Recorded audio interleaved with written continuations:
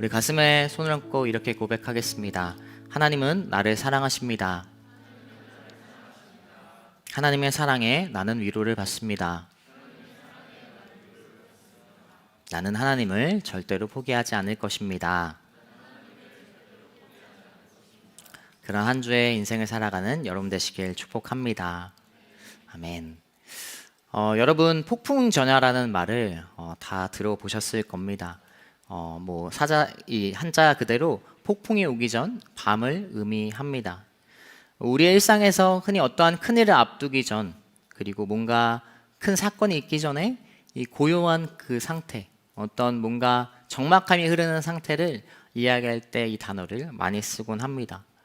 그리고 실제로 우리가 알다시피 실제 폭풍이 오기 전에 이 날씨가 굉장히 고요한, 그리고 굉장히 날씨가 차분한 그러한 기상이 펼쳐진다라고 합니다. 실제로 그 폭풍전야라는 말이 의미가 있고 또 기상학적으로도 맞는 말이라는 것을 우리는 알고 있죠.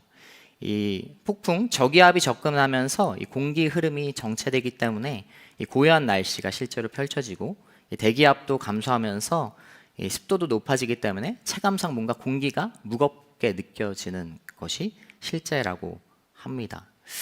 오늘 우리가 읽은 말씀에서 이 폭풍전야와 같은 이런 상황이 펼쳐지는 것을 발견하게 됩니다. 바로 바울이 정말로 로마로 이제 출발하는데, 뭔가 이제 정말로 모든 것이 이루어지고 이 출발의 시작, 배를 타고 가는 그 길이 뭔가 차분해 보이지만 실제로 폭풍을 만나게 되는 그런 폭풍전야의 그 상황이 펼쳐지게 되는 것이죠. 우린 지난주 말씀을 통해서 바울이 아그리빠 앞에서 신문을 받는 과정을 보았습니다. 그 과정 이후에 아그리빠와 이 베스도는 바울에게는 아무런 죄가 없다, 그러한 것에 동의가 되었고, 그리고 오늘 말씀에서 이제 로마로 출발하는 말씀이 진행되죠.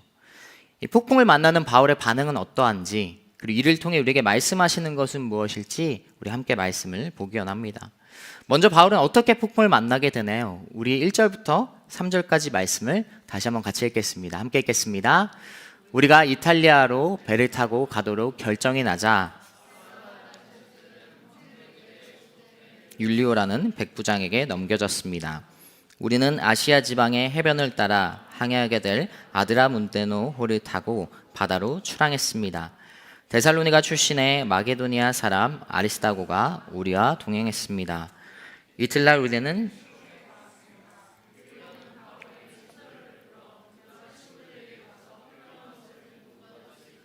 허락해 주었습니다. 아멘. 자, 말씀을 보면 특별히 율리오라는 이제 황제 부대의 백부장이 그를 인솔하게 됩니다. 이제 로마로 가야 되기 때문에 황제 부대의 백부장이 와서 그와 함께 동행하는 것이죠. 이 바울이 탄 배의 이름은 무엇이라고 나옵니까? 아드라무테노라는 배의 이름. 이 배의 이름은 도시의 이름과 똑같습니다. 아드라무테노라는 도시가 있었는데, 이 배는 이 멀지 않는 이 짧은 거리를 운행하는 배였어요. 이틀 정도의 그 기간 속에 왔다 갔다 하는 크지 않은 배였습니다.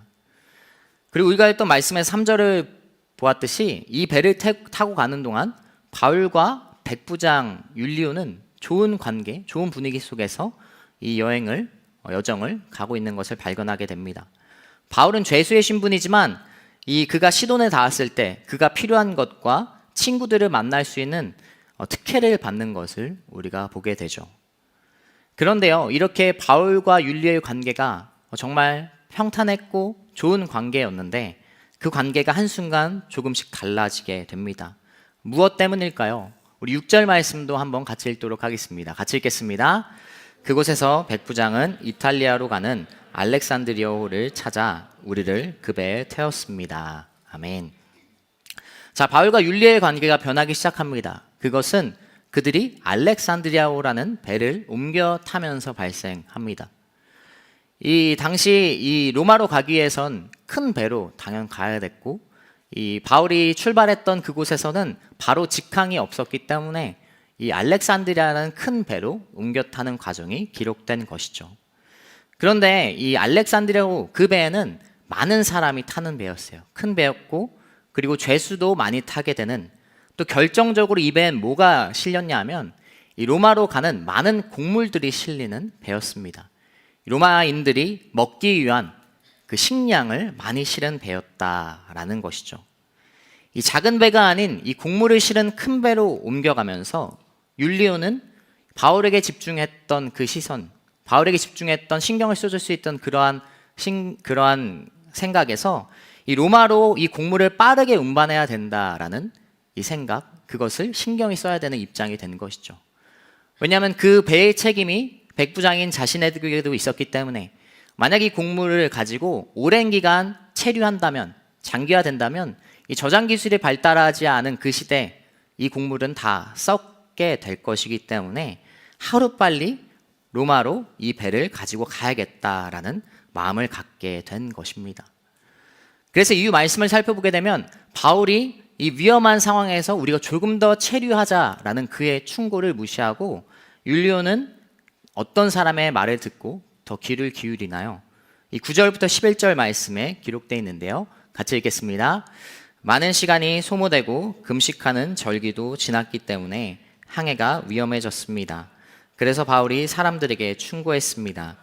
여러분, 내가 보니 우리가 이렇게 계속 항해하다가는 재난에 빠지고 배와 짐이 큰 손실을 입을 뿐 아니라 우리 목숨도 위태로울 것입니다. 그러나 백부장은 바울의 말보다는 선장과 선주의 말을 더 따랐습니다. 아멘. 자, 백부장은 이제 바울의 이야기가 아닌 바다에 익숙한 선장의 말을 더 듣게 되는 것이죠. 읽었던 말씀에서 금식하는 절기가 지났다라는 것은 이 시기가 이제 10월이라는 것을 의미합니다. 이 대속제일인 9월 말, 이 이스라엘이 지켰던 9월 말에 그런 금식하는 절기를 지나서 10월에 들어갔다는 것을 의미하는데, 이 10월부터 이 3월까지 이때는 지중해 바다가 굉장히 불안한 그런 태풍이 많이 부는 그러한 시기였다라는 것입니다.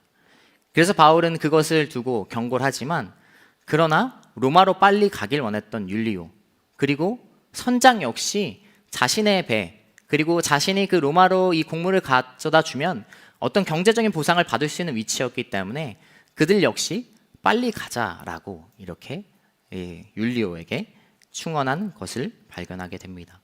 그렇기 때문에 그들은 멈추지 않고 계속해서 그 항해를 유지하는 것을 발견하게 돼요.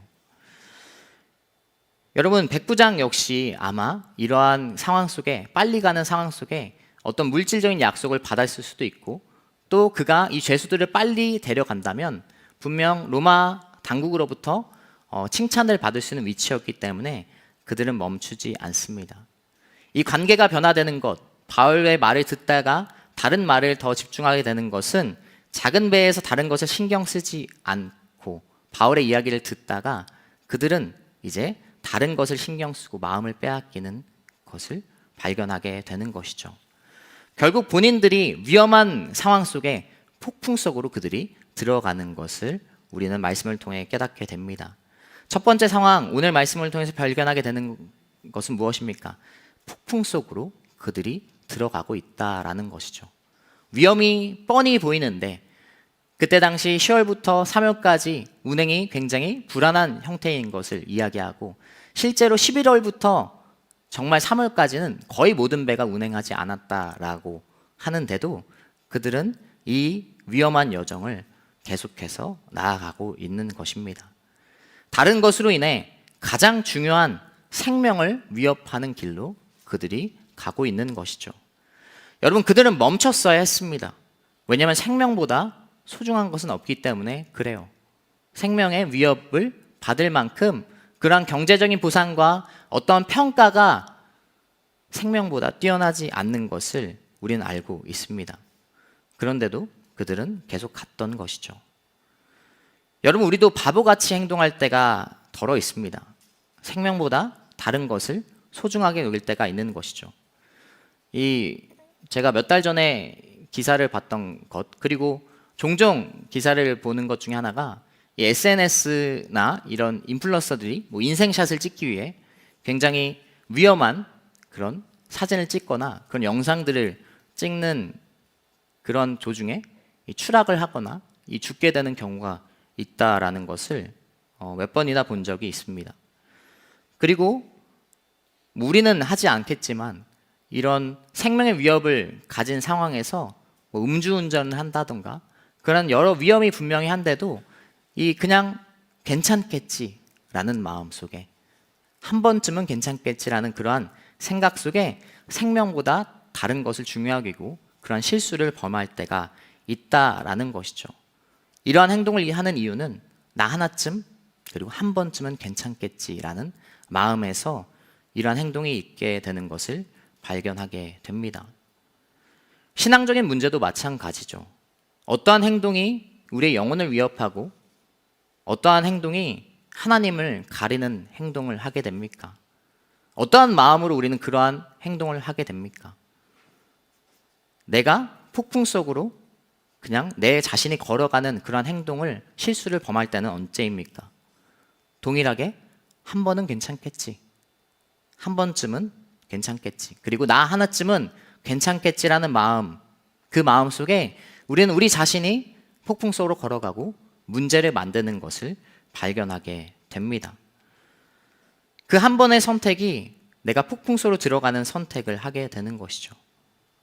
한 번쯤은 예배를 드리지 않아도 되겠지. 한 번쯤은 내 상황 속에서 하나님과 그리고 그러한 신앙적인 모습을 선택하는 것이 아니라 내 자신의 결정으로 살아가도 되겠지라는 그러한 한 번쯤의 그런 마음 속에서 우리는 나 자신을 위협하는 장면으로 그리고 나 자신의 생명을 소중히 여기지 않는 그런 행동을 하게 된다라는 것입니다. 여러분, 신앙 안에서 하나님 안에서 한 번쯤이라는 것은 우리에게 우리의 신앙에 있을 수 없다라는 것을 우리는 기억해야 됩니다. 그 한 번의 선택이 우리 인생의 폭풍을 만나게 하는 그러한 선택이라는 것이죠. 여러분의 신앙에서 여러분의 그러한 모습에서 하나님만을 선택하고 하나님 앞에 여러분 나아가는 여러분 되시길 축복합니다. 그러한 안일한 마음, 안일한 신앙의 선택이 우리를 위협으로 빠지게 되는 것입니다. 여러분 생각해 보세요. 그런데 이러한 유혹은 한 번쯤은 이러한 생각은 결국 가벼운 문제로 우리에게 오지 않아요. 그 생각을 할 때는 뭔가 중요한 문제 그리고 나에게 유혹을 주는 문제에서 그런 생각을 주는 것을 발견하게 됩니다. 어떤 사람에게는 주일날 예배 드리는 것 너무나 당연한 거겠죠. 그 사람한테는 주일날 예배를 빠지는 한 번쯤은 그러한 빠지는 것이 그렇게 어려운 문제가 아닐 것입니다. 각자의 그 맞이하는 문제는 다르지만 결국 문제는 다를지라도 그 사람이 맞이하는 것은 다를지라도 동일하게 한 번의 선택이 우리를 위협으로 가져간다라는 것입니다. 여러분 우리 옆 사람이 한번 이렇게 축복하겠습니다. 한 번이라도 괜찮지 않아 라고 이렇게 전달해 볼까요? 한 번이라도 괜찮지 않아. 가장 중요한 여러분 생명의 하나님을 붙드는 여러분 되시길 축복합니다. 그 한 번의 선택으로 말미암아 우리에게 폭풍 속으로 들어가는 위협으로부터 멀어지는 여러분 되시길 축복합니다. 우리 13절부터 15절까지 말씀을 통해서 또 무엇을 말씀하시는지 함께 보도록 하겠습니다. 같이 읽겠습니다. 부드러운 남풍이 불기 시작하자 그들은 자기들이 바라던 대로 됐다고 생각했습니다. 그래서 그들은 닷을 올리고 그런데 얼마 지나지 않아 그 섬으로부터 유라굴로라는 태풍이 불어닥쳤습니다. 배가 폭풍에 휘말려 방향을 잡을 수가 없었습니다. 아멘. 네, 아멘. 제가 뒤를 타이핑을 못했나 봐요. 이렇게 폭풍 속으로 자신들의 발로 들어간 그들, 그리고 그들은 얼마 지나지 않아 결국 폭풍을 맞닥뜨립니다.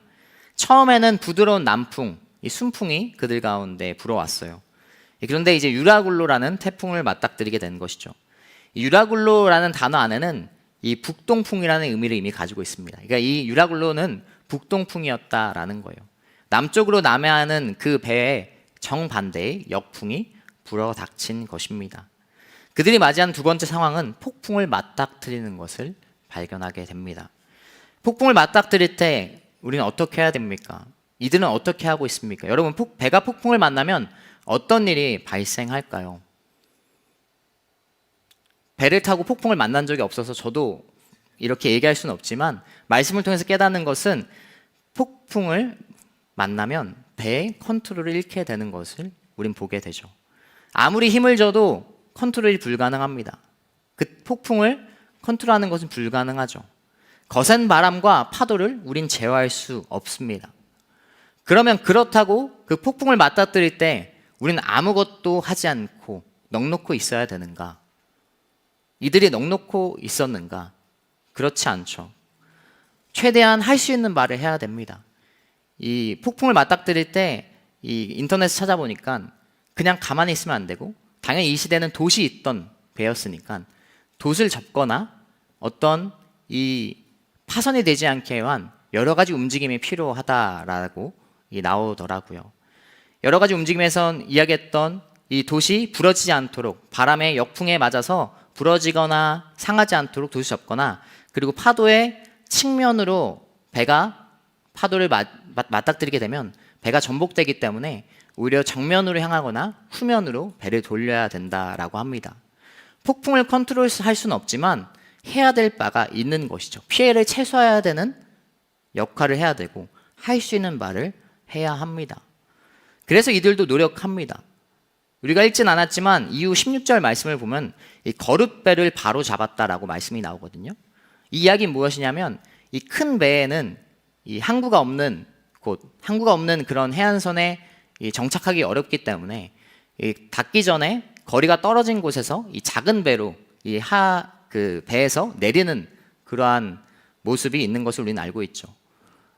큰 배에서 작은 배가 달려 있는 것을 이야기합니다.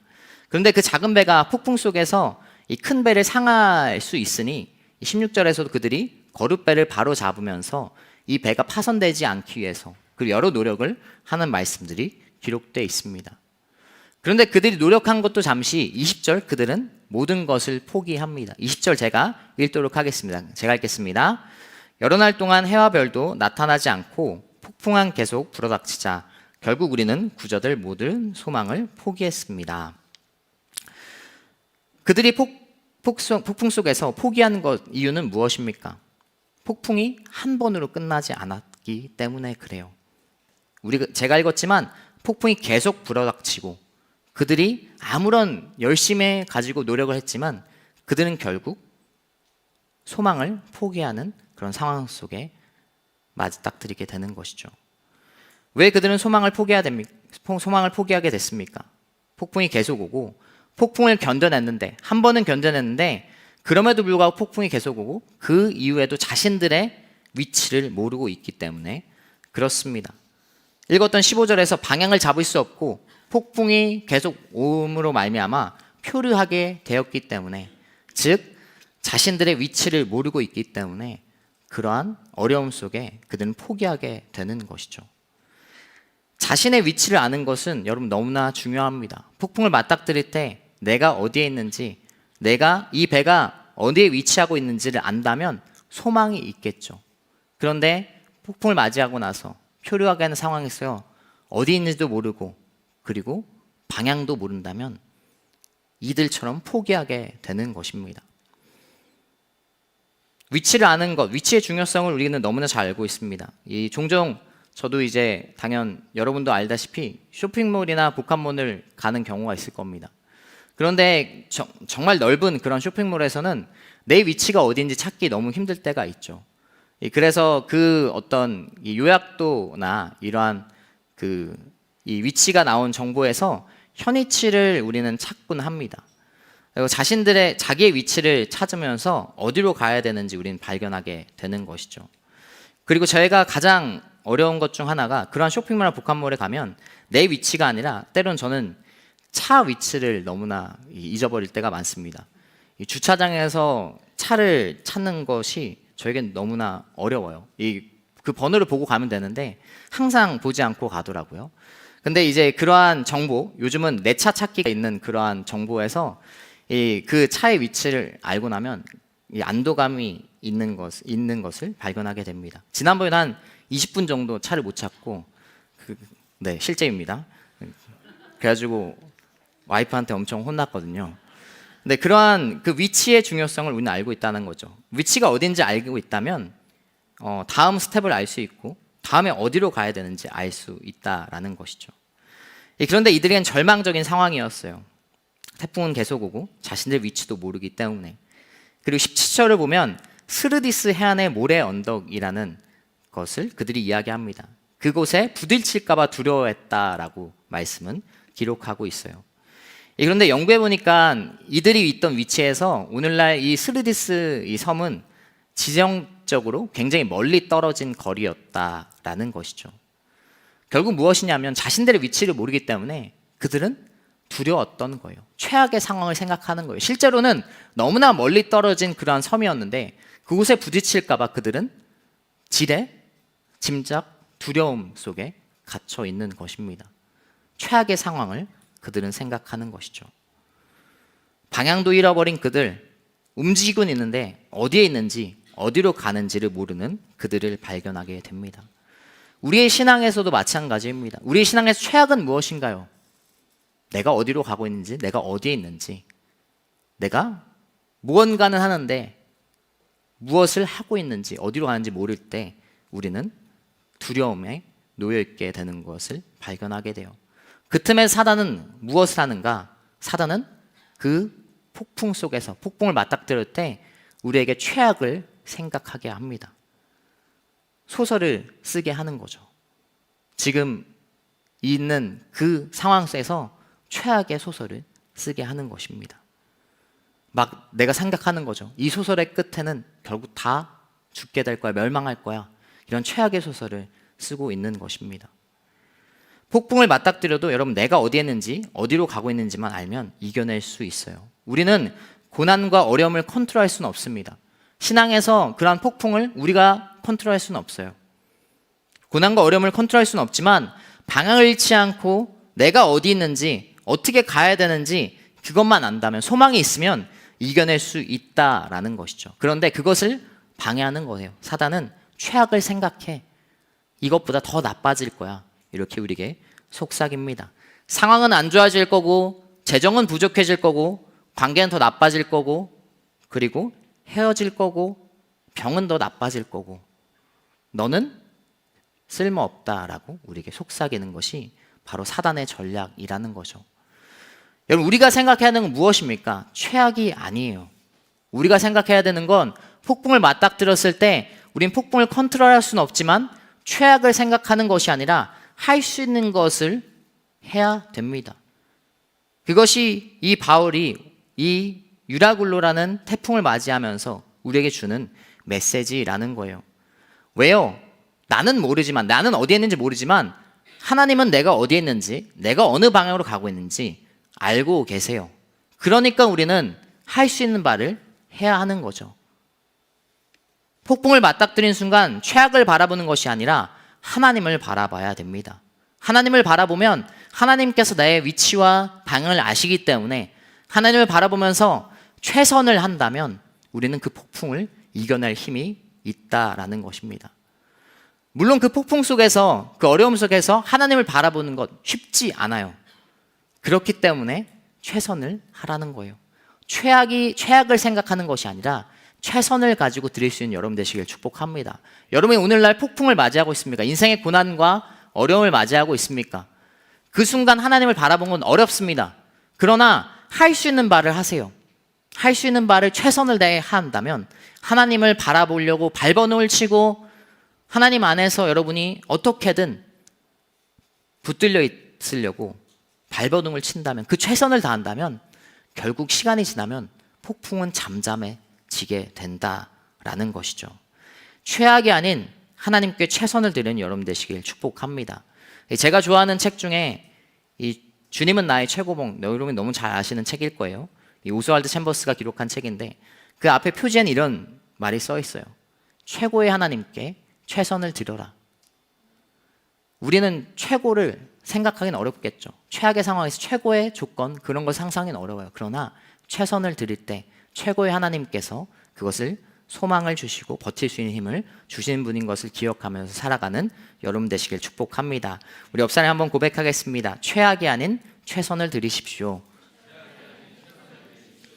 아멘. 그러한 인생의 고난 속에 하나님을 바라보며 최선을 드리는 여러분 되시길 축복합니다. 이 폭풍 속에 그런 한 사람이 있었어요. 자신이 어디에 있는지, 어디로 가고 있는지를 아는 유일한 사람이 있었죠.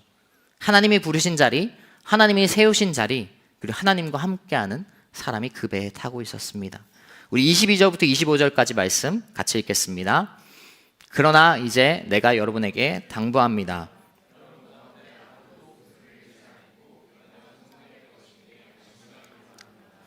어젯밤 내 하나님 곧 내가 섬기는 하나님의 천사가 내 곁에 서서 바울아 두려워 마라 내가 마땅히 가이사 앞에 서야 한다. 그러니 께서 너와 함께 항해하는 모든 사람들의 생명을 내게 맡겨주셨다라고 하셨습니다. 그러니 여러분 안심하십시오.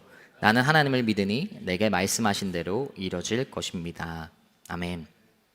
자, 20절에 모든 사람이 포기한 상황이었어요. 모든 사람이 소망을 버렸습니다. 그 배에 있던 물건들 다 버리고 이제는 끝났다.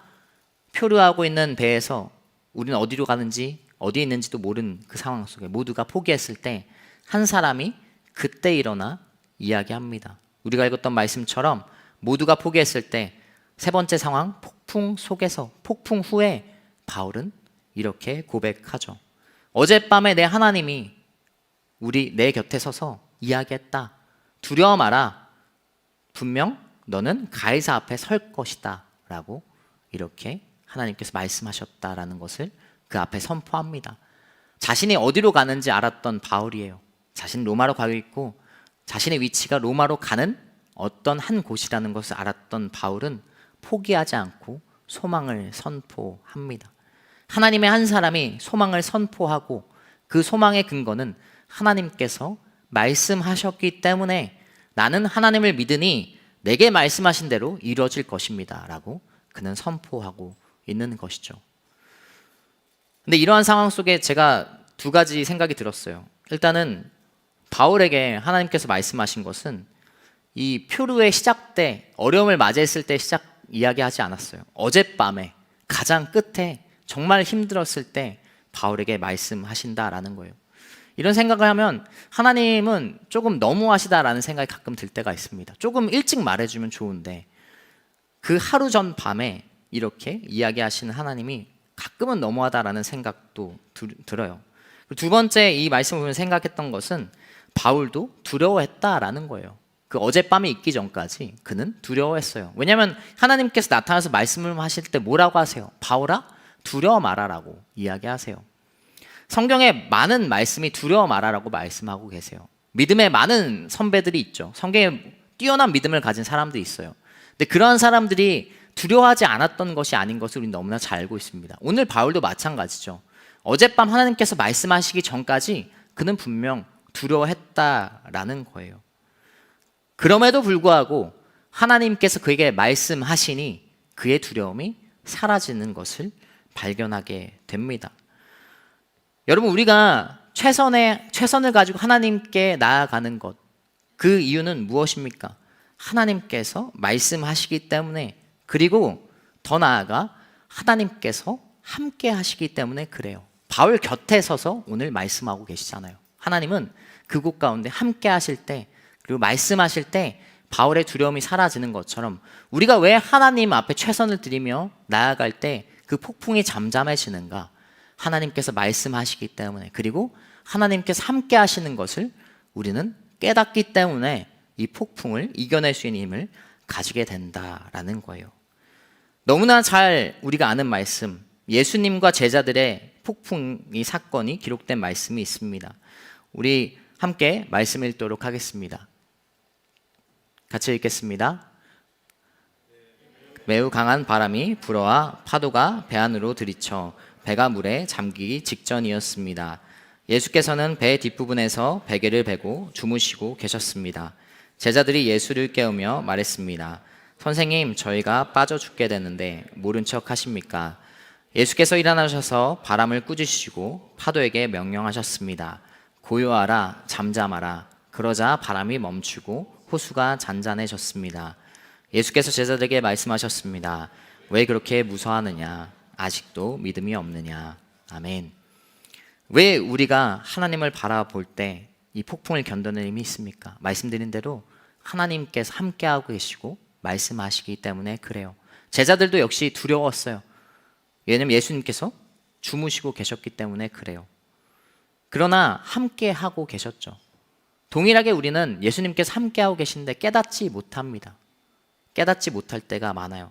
그런데 예수님께서 우리에게 말씀하시는 것은 무엇인가? 너와 함께 하고 있고 두려워하지 말라라고 이야기합니다. 그럴 때 그 폭풍은 아무것도 아닌 것이 되는 거예요. 예수님의 말씀이 고요하라 잠잠하라 그 말씀 가운데 그 폭풍이 잔잔해졌던 것처럼 예수님의 그 말씀, 하나님의 말씀으로 말미암아 우리는 잠잠함, 폭풍 후에도 아무런 그것이 여파가 없고 하나님 안에 소망을 가지고 살아갈 수 있는 존재인 것을 발견하게 됩니다. 여러분, 폭풍 속에 우리는 무엇을 바라봐야 됩니까? 하나님을 바라봐야 돼요. 최악을 바라보는 것이 아니라 최선을 가지고 하나님께 나아갈 때, 그리고 하나님께서 나와 함께 하심을 우리는 깨닫게 되고, 그리고 예수님께서, 하나님께서 나에게 말씀하시는 것도 듣게 되는 거예요. 그 최선의 것도 하지 않으면 아무것도 우리는 듣지 못합니다. 아무것도 우리는 할 수 없는 그냥 포기의 상태 가운데 있는 것이죠. 최선의 것을 가지고 하나님께 나아갈 때 하나님의 말씀을 듣고 하나님과 함께 하심을 깨닫는 여러분 되시길 축복합니다. 그것이 우리에게 하나님께서 오늘날 고난받고 어려움 가운데 있는 우리에게 다시 한번 말씀하고 계시는 거예요. 두려워하지 말라. 내가 너와 함께 하고 있다. 수없이 두려움 속에 있던 성경 인물들에게 찾아가서 말씀하신 것, 최선을 가지고 그럼에도 밟아 죽던 그 사람들에게 말씀하신 것, 그 한마디로 그들은 다시 이겨낼 힘을 얻었고 그 어려움 속을 돌파해 나가는 하나님의 사람으로 살아갔던 것을 발견하게 됩니다. 여러분, 계속해서 세상은 이야기할 겁니다. 최악을 이야기할 거예요. 소망이 없다. 그리고 미래에 어떤 것도 희망이 없다라고 이야기할 겁니다. 실제로 그런 상황이 올 수도 있겠죠. 그러나 여러분, 포기하지 않는 여러분 되시길 축복합니다. 여러분의 관계와 여러분의 일과 여러분의 세상에서 어떤 하고 있는 정말 일이 절망 속에 있더라도 포기하지 않아야 돼요. 왜냐하면 여러분, 하나님이 여러분의 위치를 알고 계시고 여러분 함께하고 계시기 때문에, 그리고 오늘도 여러분을 하나님께서 포기하지 않으셨기 때문에, 여러분 하나님이 포기하지 않으셨기 때문에 그 하나님을 신뢰하며 하나님께 나아가는 여러분 되시길 축복합니다. 그리스도인에겐 폭풍은 그래서 아무것도 아니에요. 그냥 한때입니다. 잠시입니다. 물론 그 고난이 쉽다고 저는 항상 이야기하지 않아요. 저 역시 고난 속에, 슬픔과 어려움 속에, 좌절 속에 있을 때가 있습니다. 그러나 포기하면 하나님을 우리는 경험하지 못하고 좌절할 거예요. 돌이킬 수 없는 상황 가운데 넣어야 할 거예요. 그 시간, 그 하나님을 포기하는 그런 실수를 범하지 않는, 한 번이라도 하나님을 포기하지 않는 여러분 되시길 축복합니다. 우리 말씀을 정리하겠습니다. 여러분, 세상 속에 최선을 다하십시오. 최고의 것을 드리는 것이 아니라 세상 속에 하나님께 최선을 드리십시오. 그러면 여러분에게 힘주시고 함께 하시는 하나님을 경험하게 될 것입니다. 우리 말씀을 기억하면서 하나하나 한번 찬양하고 함께 기도하면서 나아가도록 하겠습니다. 이 시간 자리에 일어나서 함께 찬양하도록 하겠습니다.